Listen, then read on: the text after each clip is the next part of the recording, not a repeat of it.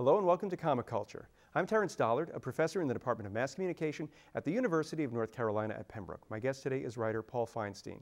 Paul, welcome to Comic Culture. Thank you so much for having me. I'm really excited to talk to you, Terrence. So you have a new comic coming out from Top Cow, which is one of the Image Comics imprints, called A.R.C. And I was wondering if you could talk a little bit about what this comic is. So A.R.C. is sort of a labor of love, and it's about an animal rights vigilante, basically, who's if you think about Batman, sort of this duality, corporate person by day, vigilante by night. But in our world, it's saving wildlife. But it's also penetrating.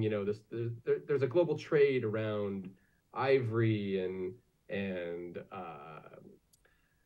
sex trafficking and drugs, and all of this happens in Africa, and it's all tied in with poaching. And there's these, big syndicates and conglomerates that control all this stuff. And we wanted to use A.R.C. as a way to highlight that world and, in a fictional way, break it up. And it's an interesting concept because, we know that there are things happening throughout the world that are just ruinous to the planet, ruinous to animal species. And being able to present that sort of issue in a way that doesn't come across as maybe like a National Geographic documentary, but in a way that has a story that can connect audiences to the plight of endangered species, that's got to be a sort of a fine line. And I know that your background is as a travel writer, so how do you sort of get the facts in there but also make it a compelling story? Story is story. You got to have the good elements of storytelling. You need good villains, you need ticking clocks, you need good character arcs, you need MacGuffins, you need twists and turns, just like any other story. But in this world, I think it was really important to myself, but also to Matt, who runs Top Cow, to really layer in, the real stuff, the stuff that, we're in the middle of a great extinction event. We're in the middle of mass deforestation. We're in the middle of fish stocks getting depleted around the world. We're in the middle of a drug epidemic. And so all of those things are real, and they all sort of sadly, get highlighted in Africa in different countries, more so than others. But we wanted to make sure that part of this comic was real, because it is real. And this is sort of our own fantasy of how we want to solve it. But obviously, you can't go off and kill people who kill animals. But it's, we really want to show people that this stuff it's really happening. I mean, there are child soldiers who get drugged, and that's how they're controlled. And there's massive poaching syndicates that are selling horns from rhinos and tusked from elephants for medicine in China. Like, this stuff is real. It's not a fake thing. And the illicit nature of it all traffics in this underbelly of drugs, sex, culture, and it all ties in with animals as well. It's a sad world. And so we want to make sure that that's shown, that real stuff it is real. It is happening.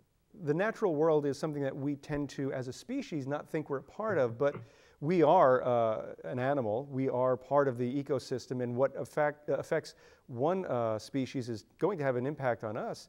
So, as you're kind of coming across these issues through your travels and your other work, how do you start to get that thread for that story that you think it's going to be interesting, and then sort of make that leap to make it into a comic?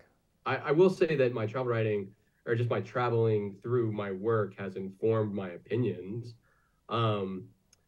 I think the genesis of this idea came about between my brother and I, and we talk a lot about these issues. I think we're very attuned to what is happening in the world. We both are very big travelers, and we both have spent extensive amounts of time in Africa. And I think that, how does it come about is you see something. I've seen, these poor elephants in Thailand that are just used for, tourism. And I've seen tigers that have been drugged and that people can just sit and pet. And I've just seen horrible things, and all of that just sort of sticks in your head, and you use it as fodder for the art to make sure that people understand this stuff happens. And it's more just it's sad to like have to go back into your travels and because you see a lot of this stuff. I feel the same way about any sort of like colonial travel where, you know, you go to Hawaii and then the locals are putting on a hula dance for you. I hate all that stuff. And I hate it equally with animals being paraded for people's benefit. And it's a tough line. I think zoos are important in a way because zoos can educate children and there's a lot of good science that happens, but there are zoos like there's a zoo in Panama. I mean, I basically called it the Holocaust Zoo because it's just this horrifying place where there's these giant animals in the smallest cages possible. And it's just sad. And all of it is sad and it sticks in your head and you use it to help, you know, color your fictional work because, you know, once you've seen these things, it comes across more on the page because you can actually write about it from from an intelligent point of view, I guess. It's interesting because we are, where we record our program, we're in a very agricultural part of North Carolina, and it's not uncommon for you to see hog trucks on the highway or trucks filled with chickens driving, I guess, to the final destination. And, you know, when you start to see things on social media, I'm thinking of in China, there's a multi-story hog production place, I guess. And you look inside, and it is, like you're saying, it is something akin to the Holocaust. It's nightmarish, and yet that's the sort of stuff that we're eating. It just makes you, again, there's that connection between us and the world that we sometimes try to, you know, close our eyes to. So, you know, when you're writing this, and I know I've kind of touched on it before, but, you know, you've got to make this story something that is agreeable so that you can get your message out. So how do you kind of, again, balance between, look, people, this is happening, and look, people, this is entertainment? You know, in anything that you write, you don't want to be preachy. So we really tried to give our characters very clear points of view. And I think that comes from a really genuine place. So, you know, you have, you know, within these characters, there's conflict. You know, it's like, hey, you're eating meat, but you're saving animals. Or, hey, you know, you think eye for an eye is fine, but it, you know, with animals, but it's not with humans. But like, you know, there's all these, you know, every situation has a moral quandary, and I don't know, it's tricky. Like human beings are not black and white. We're complicated creatures with lots of gray area. Like I'm a travel and food journalist. For my job, I have to eat everything they put in front of me, and I have real problems with eating lots of different kinds of meat and fish because I know where stuff comes from and I know how it's farmed or raised, and I think it's, you know, I have lines like I won't eat foie gras, I won't eat babies, like I won't eat lamb, I won't eat baby back ribs, but like you know, there are certain things that, you know, you eat and you sort of, you just hope that, you know, when someone says it's sustainable, that they're actually telling the truth, and usually they're not. So it's actually a very hard, you know, in my own life, you know, I think that's probably reflected in the characters in this book, is that like we all have this duality that we have to deal with, and the more you know, the harder it gets, I would say. This is a book that's being published by Image, by Top Cow's, the imprint Top Cow. So dealing with Matt Hawkins, I know that he is a forward thinker. I had him on the show a few months back, and he was talking about how he's trying to read and keep up on things that later on become sort of mainstream thoughts and ideas, especially in the field of science. So how do you get in touch with Matt to kind of pitch the story or be asked to pitch a story like the one we see in A.R.C? Like I said, my brother and I had this idea from the start, and we got connected to Matt through some mutual colleagues, and we pitched this to Matt, and he didn't just spark to it. He dove in feet first. You know, Matt was really instrumental in a lot of the like extra deep research into this world. And so, look, sometimes you just never know what publisher will think an idea is good or not because they have their own personal interest behind it. And Matt, like you said, is a real deep thinker, and he decided to just dive into this world, and he got hooked on it.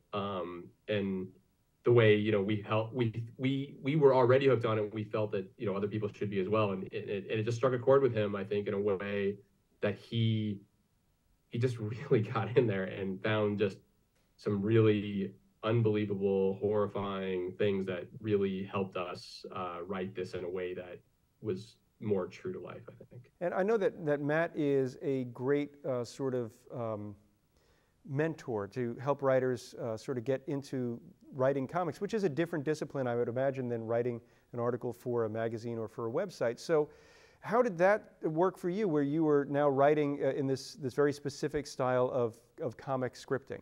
I have a multifaceted background. The first 10 years of my professional career, I worked in Hollywood in film and television. So I was writing. I was repped at William Morris as a screenwriter. So I have a pretty extensive background in writing fiction.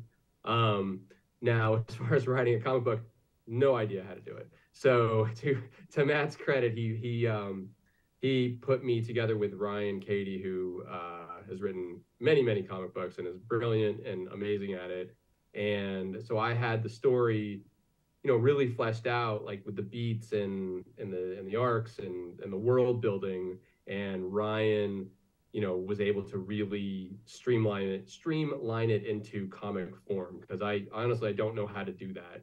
And I'm learning, I'm getting better because going through this process, but that's not my expertise, and I'm a big fan of relying on experts. So Matt and Ryan were incredibly instrumental in getting this over the finish line.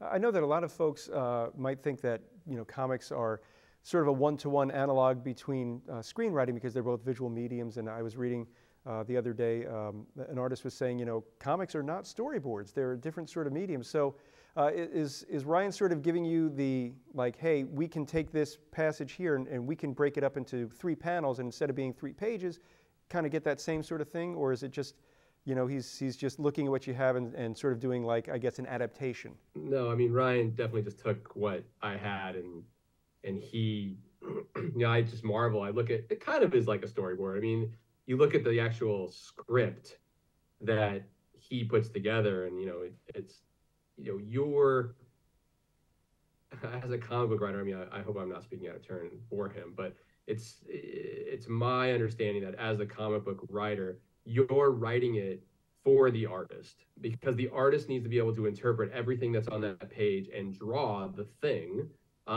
in a very, very specific, meaningful way. It's a very technical way to write, but so is screenwriting to an extent. In screenwriting, you're writing it for a director to, put on screen.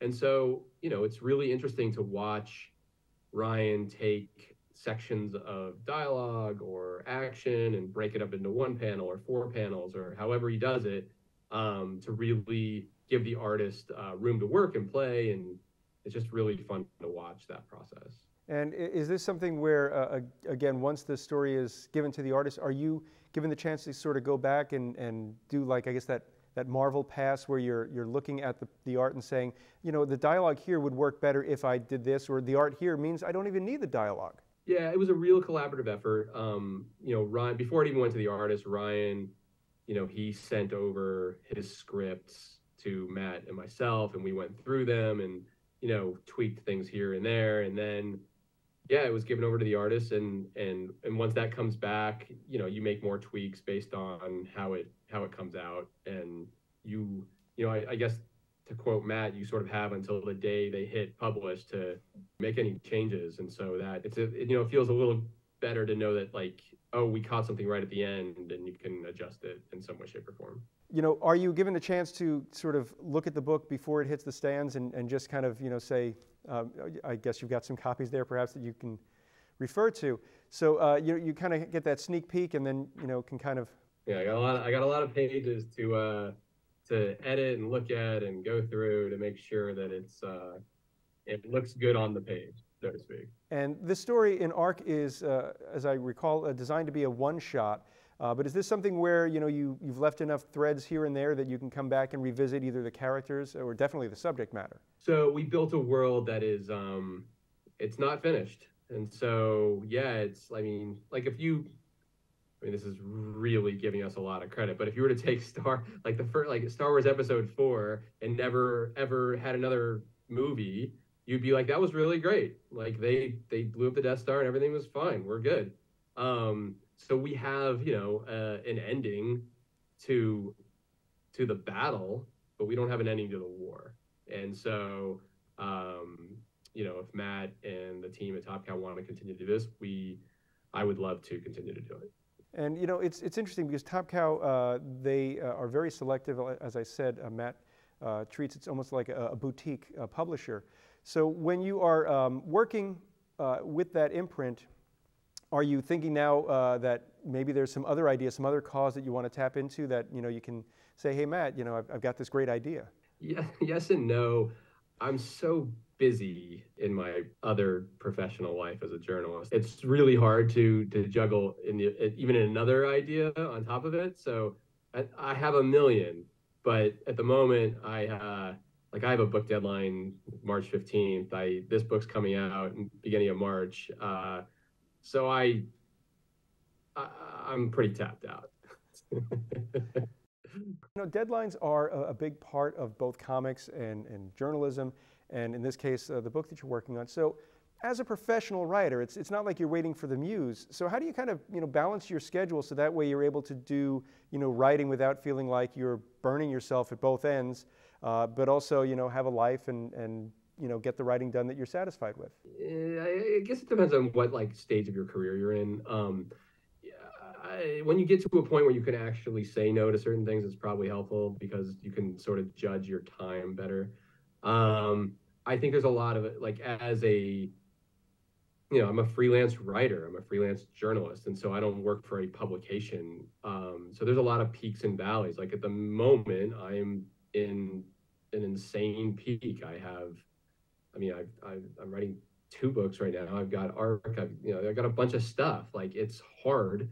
And it's not just stuff for me. It's just published stuff. And so, you take the wins when you can and you try to factor that in. As I've gotten older, I'm really good at judging my time. I'm a very fast writer, so I know how long things take. And so I'm usually a procrastinator, but on big projects, you can't do it. You have to see that every day has to be a chip away day, and you get to the finish line that way. I don't know. It's just hard. It's a hard question. Everyone's different. Everyone works differently. But as a freelancer, it's peaks and valleys, man. It's sometimes there's a month I'll have nothing, and then there's this first quarter of this year where it's been literally insane. So, yeah.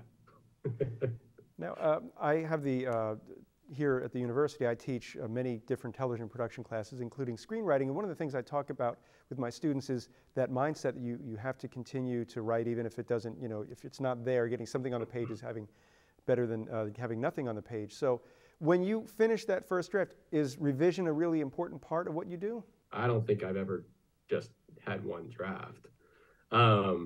Yeah, you're touching on a couple things. One is, write a page a day, you have a book in a year. Write a page a day, you have a screenplay in 3 months. Write a page a day, and you have a pilot script in a month.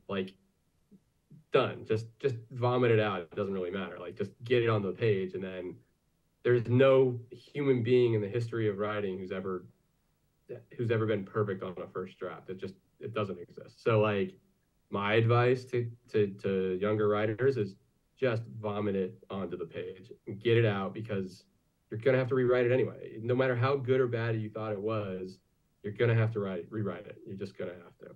And I usually let things sit for a day or two so I forget what I wrote, and then you can go back in there with a clear look. I think that's probably the best. I guess a lot of us professionally will do something, and because we're so closely in tune with what we're doing, we sort of lose that critical perspective, and we tend to, whether it's imposter syndrome, whether it's just, I've been staring at it so long, I hate the project, therefore it must be terrible. So giving yourself that chance to sort of look at it with fresh eyes seems like it is crucial to see what works and what needs to be tweaked, and also to give yourself that pat on the back, like, yeah, I did a pretty good job in this section. No question. And it depends on what the thing is. If I'm writing a dumb list about the best pizza places in Los Angeles, I'm going to probably write it the day that it's due and don't really care that much about rereading it. My editor will tell me if it sucks or not, and I'll work that out. But if it's for A.R.C. or if it's for another book or it's a screenplay, that stuff you have to let it rest, because there's too many threads to be pulled at to keep in your head.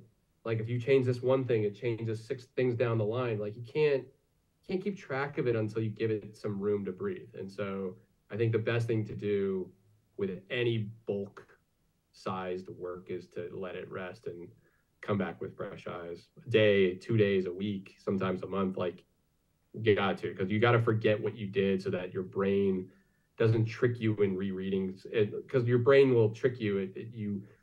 You'll skip things that you know are there, and to not skip those lines, you have to come at it fresh. I'm reminded of Matt Fraction once said that, you know, he learned comics helped him get over being precious. So he was able to, you know, I know the comic has to be done. I can keep rewriting it. So knowing that he had that deadline every month meant that he would just kind of say, okay, it's not going to be perfect. It's going to be as best as it can be. So do you find that's the same thing with other deadlines, not necessarily with A.R.C, but that you're kind of saying, you know what, I can keep going over this, or I can say, you know, at draft 4, it's as good as I think it should be? I'm both the best person and the worst person to answer that question. Like, because deadlines are the best thing in the world. Like, I think they force your brain to work in a different way against pressure. That really helps, you know, push things out, especially like if there's a reward at the end, like you want that byline, or you want whatever the money is, or you want whatever. It's like there's this thing that forces your brain to like go into action, and that's great. But at the same time, like, I've rewritten the same like dumb novel like 100 times, and it'll never be perfect. And it's just sitting there, and it's just like, and I'm sure I'll do it again because I'm a sucker, and that's just what happens. But I don't have a deadline on that. I don't have someone pushing me on that. And so maybe my own enemy is just not having the pressure. If you have a project that is near and dear to your heart, but not necessarily one that you feel compelled to, you know, maybe you don't have that deadline, is it good to just kind of let it keep simmering and go back to it day after day, or month after month, or, you know, in 6 months go back to it, or maybe a year later and go back to it, and just keep tweaking and chiseling away till you finally have that, you know, the great American novel? I think about like very successful writer friends of mine who have all said basically the same thing. Just write something else. Like, just anything. Just write something else. You can come back to this in 10 years.